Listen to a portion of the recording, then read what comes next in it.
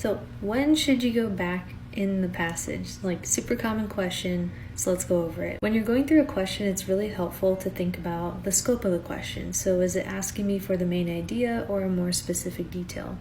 If the question's asking you for a more specific detail, and let's say it's like a certain topic, like, I don't know, George Washington's crossing of the Delaware. If you have no idea what they're talking about and where you read it in the passage, then it's a really good idea to go back and read that part so that you have a feeling for what's going on in the question. And how much you should reread is, if they give you a topic like George Washington crossing the Delaware, read the entire sentence that has that topic before you check any other information.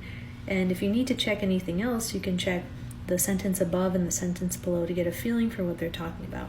Another instance where it's perfectly appropriate to go back and check for information in the passage is when you're kind of down between a few answers. So let's say you read the question, it's asking about George Washington crossing the Delaware, and let's say you knew what they were talking about. So then you looked at the answer choices and you got rid of a few. You can always get rid of at least one or two because there are just going to be some answer choices that are not relevant to the topic that they're talking about, or they're not found in the same paragraph, so those are good ones to get rid of.